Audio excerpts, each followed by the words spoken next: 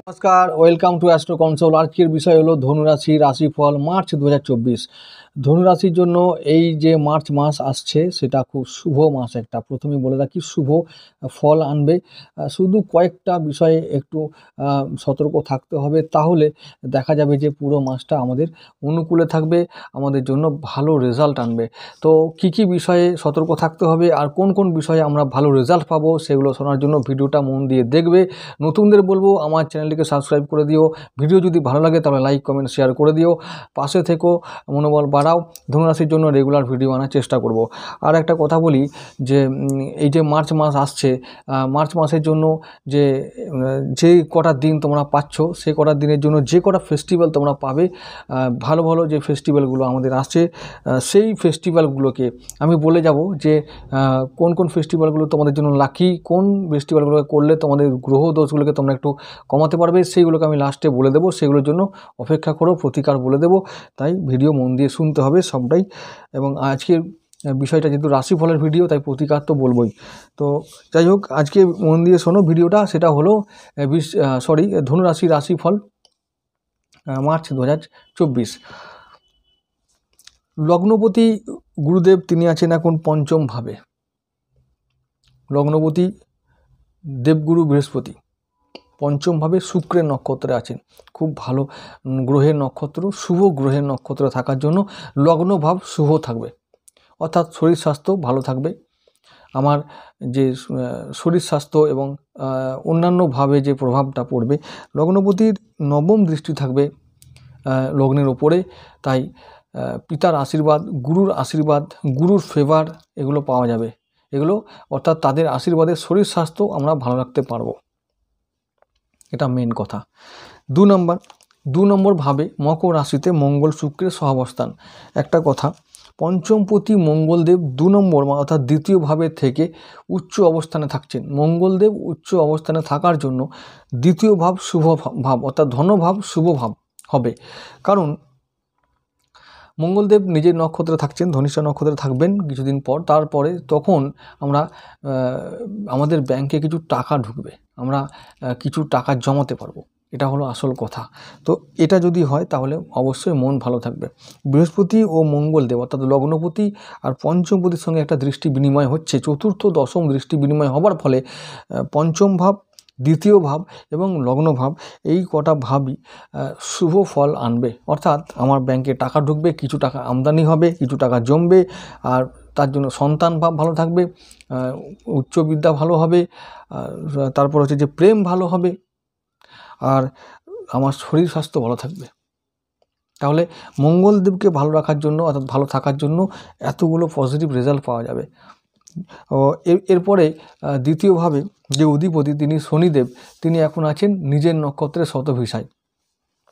রবির সঙ্গে সহাবস্থান করা একটু পীড়িত আছেন, তবুও বলছি যে মঙ্গলদেবের সঙ্গে বৃহস্পতির যে দৃষ্টি বিনিময়, এই যোগের ফলেই না ওই দ্বিতীয় ভাবটা অ্যাক্টিভ হয়ে যাবে। অর্থাৎ না চাইলেও কিন্তু মঙ্গলদেবের কৃপায় তোমাদের কিছু টাকা আমাদের ঢুকবে।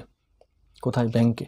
তো এটাই হলো সবথেকে বড় কথা, যে চ্যালেঞ্জ আসছে কিন্তু আমি চ্যালেঞ্জ পার করে অ্যাকসেপ্ট করলে কিন্তু আমি সফল হব কিছু টাকা গেইন করতে, জমাতে। এটা মনে রেখো। তৃতীয়পতি শনিদেব তিনি তৃতীয় ভাবেই আছেন। তো তৃতীয় ভাব থেকে আমরা ভালো ফেভার পাবো। আত্মীয় স্বজন, ভাই বোন এবং পাড়া প্রতিবেশী, সোশ্যাল লাইফ আমার অনুকূলে থাকবে। সেখান থেকে আমাদের মান সম্মান বৃদ্ধি পাবে। সেখান থেকে আমরা কিছু যোগাযোগ বাড়বে এবং সেখান থেকে আমরা আমাদের সুবিধার্থে কোনো কাজ আমরা আদায় করে নিতে পারবো, কাজ করিয়ে নিতে পারবো। আমাদের আশেপাশের লোকদের দ্বারা তারা আমাদের সাপোর্ট করবে, তারা আমাদের পাশে দাঁড়াবে কাজগুলো ফিনিশ করার জন্য। চতুর্থপতি, আমি আবার বলছি, চতুর্থপতি গুরুদেব, দেবগুরু বৃহস্পতি, তিনি পঞ্চমে আছেন।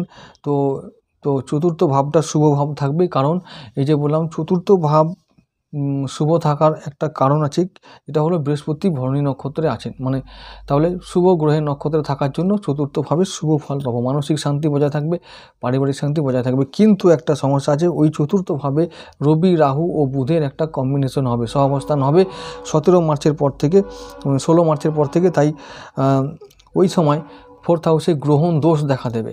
তো গ্রহণ দোষ দেখা দিলে কি হবে না, মানসিক অশান্তি ওই 16 মার্চের পর থেকে একটু হবে, এবং সেটা হবে তোমাদের পিতাকে নিয়ে হতে পারে, বা তোমাদের কর্মক্ষেত্রে কোনো কর্তৃপক্ষকে নিয়ে হতে পারে, অথরিটিকে নিয়ে হতে পারে, বসকে নিয়ে হতে পারে, গুরুকে নিয়ে হতে পারে। এই সমস্ত ক্ষেত্রে তোমাদের একটু সমস্যা দেখা দিতে পারে। ব্যাস, এটাই হলো তোমাদের একটা বড় সমস্যা। এছাড়া আর কোনো সমস্যা কিন্তু মার্চ মাসে আর নেই। বুধও থাকবেন, রাহু বুধ একসঙ্গে থাকলে কি হয়, নাক দোষ তৈরি হয়, আর সিদ্ধান্ত নিতে ভুল হয়, আর মানুষ বিভ্রান্ত হয়ে পড়ে। তো মানে কিংকর্তব্য বিমূঢ় হয়ে পড়ে যে কি করব না করব, সিদ্ধান্ত নিতে পারে না, তখন ভুল সিদ্ধান্ত নিতে হয় এবং নিয়ে ফেলে। তখন যে বিষয়ে সিদ্ধান্ত ভুল হয়ে যাবে তার প্রভাব কিন্তু বহু দিন ধরে আমাদের ভোগ করতে হয়। তাই বলবো যে মার্চ মাসে যদি কোনো বিষয়ে খুব ইম্পর্টেন্ট কোনো বিষয়ে সিদ্ধান্ত নিতে হয়, তাহলে মার্চ মাসটা অ্যাভয়েড করে পরের মাসের জন্য ওয়েট করো, গ্রহণ দোষটাকে অ্যাভয়েড করো, এবং গ্রহণ দোষ চলাকালীন কোনো গুরুত্বপূর্ণ সিদ্ধান্ত আমরা নেব না, এটা আমরা তোমাদের বলে দিলাম। তো এবার আসছি পঞ্চমপতি মঙ্গলদেব। আমি বললাম তো পঞ্চমপতির কথা বলেছি আগেই, যে যেহেতু মঙ্গলদেব উচ্চস্থ অবস্থায় থাকবেন, তাই বলছি যে সন্তান নিয়ে, প্রেম নিয়ে, উচ্চশিক্ষা নিয়ে কোনো চিন্তার কারণ নেই, সে খুব ভালো রেজাল্ট আসবে। শুক্রদেব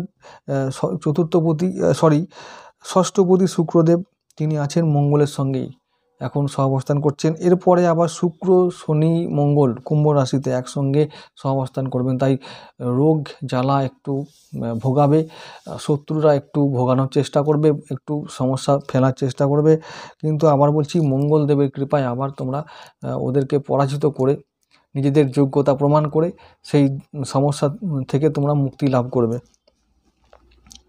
সপ্তমপতি বুধদেব, তিনি আছেন এখন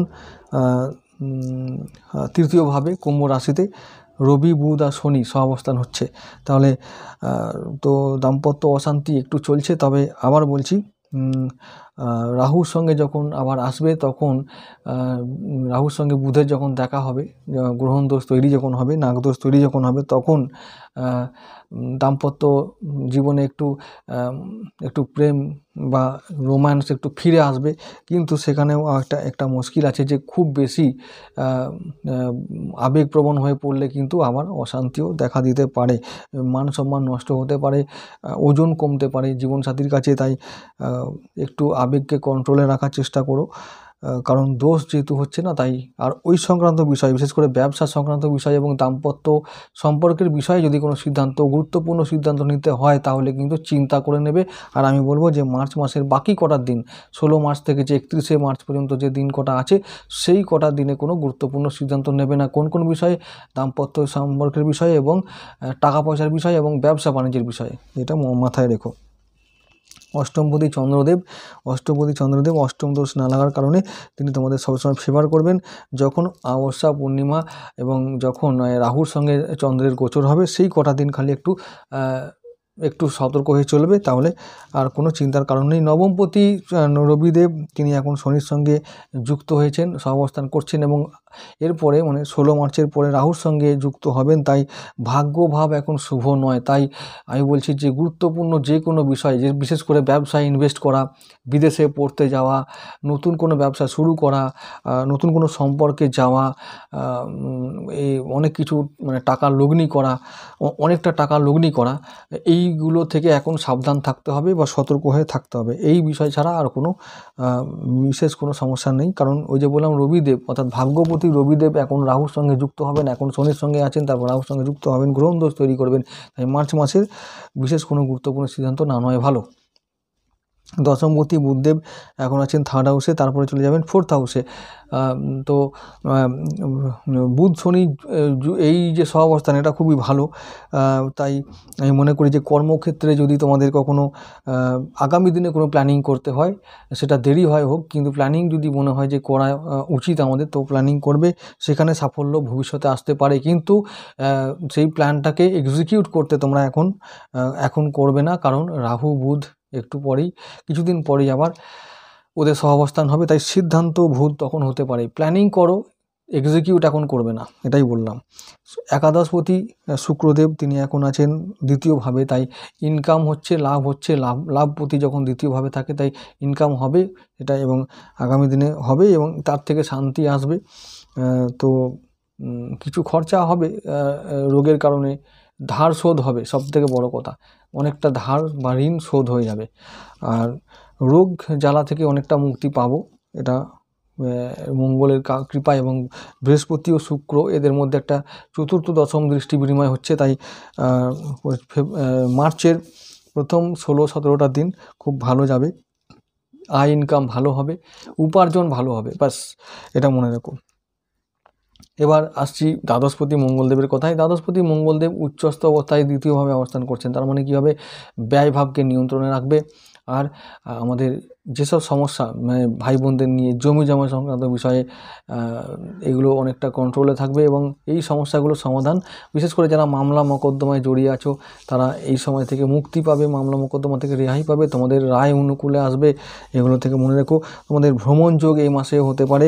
তো ভ্রমণ যোগের জন্য তোমরা যদি যাও তো সেখানে কিন্তু কিছু ব্যয় হতে পারে, ব্যয় হোক কোনো ব্যাপার না, কিন্তু এই যে সময় চলছে ভ্রমণের সঠিক সময়, পারফেক্ট সময়, এই সময়টাকে কাজে লাগাও। যদি সুযোগ পাও তাহলে ভ্রমণে বেরিয়ে পড়ো, মনও সন্তুষ্ট হবে আর কিছু এনার্জি আবার নিয়ে আসবে নতুন করে কাজে লাগার জন্য। তাই অবশ্যই বলবো যে এই ধনু রাশির জন্য বলবো যে মার্চ মাস খুব লাকি মাস, বিশেষ কয়েকটি দিক থেকে সতর্ক থাকলেই তোমরা এই মাসের শুভ ফল পাবে। প্রতিকার হিসাবে বলবো যে ধনু রাশির জন্য প্রতিকার সবসময় বলবো যে বিষ্ণু সহস্রনাম জপ করবে, আর কাঁচা হলুদ খাবে, হলুদ রঙের ব্যবহার করবে, হলুদ বস্ত্র পরিধান করবে, হলুদ সুতো হাতে বাঁধবে, হলুদ টিকা কিন্তু কপালে, গলায় এবং নাভিতে লাগাবে। এটা নিয়মিত করলে অবশ্যই তোমরা, যে বৃহস্পতি তো স্ট্রং হবেই এবং ওর ওপরেও যদি কোনো খারাপ গ্রহের দৃষ্টি বা প্রভাব থাকে সেটা অনেকটা কমে যাবে।